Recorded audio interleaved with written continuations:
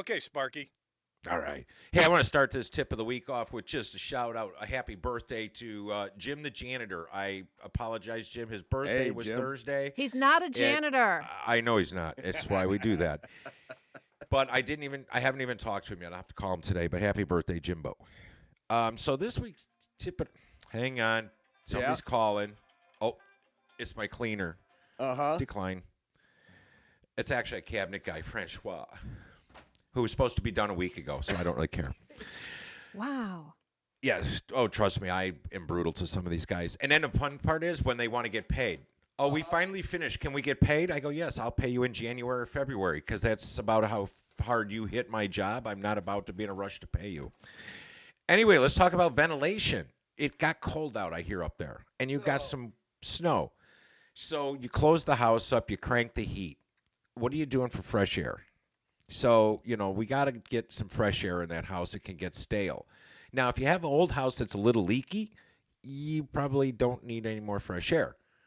But if you live in a newer home that's, pretty tightly packed, you want to make sure that you have some kind of makeup air, whether it's through a ERV, which is energy recovery ventilator, or something like that, or you might have a series of bath fans that can run and alternate so that you can get some fresh air, right? So look at Something like she's still that. Yep. sleeping, something like Yep. that. I'm not So sleeping. no, that's fine.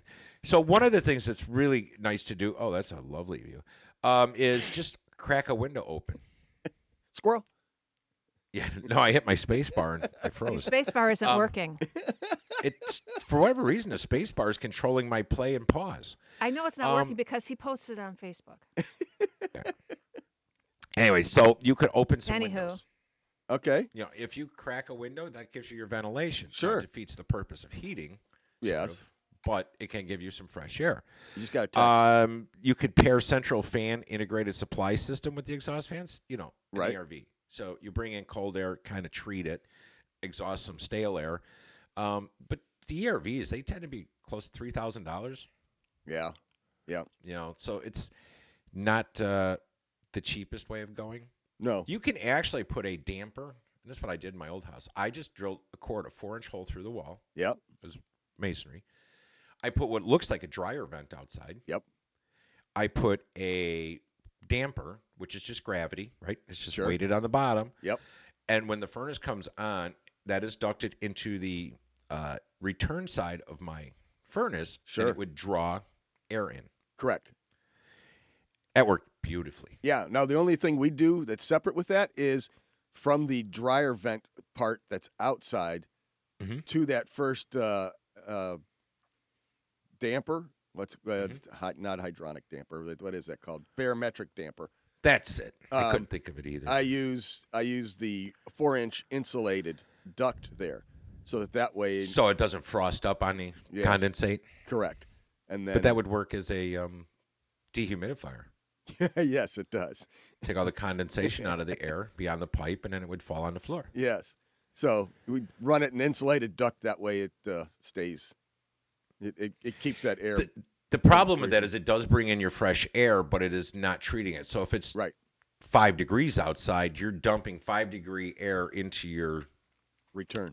into your return, and then spending dollars in gas or electric to heat that air up that much further Sure. to get it to temperature. However, it's still, as far as trade-offs go, it's still worth it. Yeah. You know what I mean? I think so. But in most houses, if you want an ERV or HRV, they're not small, and like I said, they're expensive. So you really have to have the system designed for it. Like in my old house, you couldn't Yeah. just go slap it in the laundry room. I mean, there was no space for it. Right.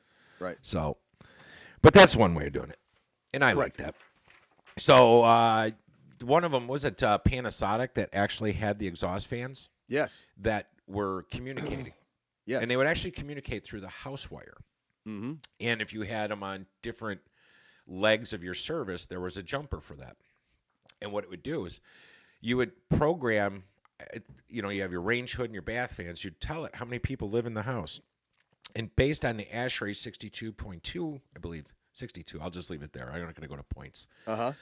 But you would tell how many people are in the house, and it would actually, like, let's say you got up in the morning, you took your shower in the master bath, so it knew that fan ran for X number of minutes, well, then it might turn a bath fan on in another room, in another bathroom, or it'll turn on your range hood for a little bit so that you're not just getting air changes in one place. It'll draw air into different areas of the house to keep it from getting stale. Yes. I don't know anybody that's actually really used them. No. I nor have I seen them in use. I've seen That's them what I mean. installed. It's a great idea, but trying to educate the HVAC guys, right, and the homeowners yeah, that it needs to be it's done. kind of difficult. Yes. But we use dehumidifiers for our intakes. Like I got a house that we just tested. It came at 1.8. Wow. Good job. So it's a little too tight. Yes. Good So job. now I got to figure out where to put a hole in the house. That's a good problem and to then- have, though, because now you know where that air's coming in, and you've got control over the air that's coming into your house. So that's True a good story. thing. Oh, Daniel, legs of service. Do you mean different phase? No, it's all single phase. There we go. All right, we're going to take a quick break, and we're coming back with hour 2 right after this. Nice. This is Mighty House. Mighty House will return.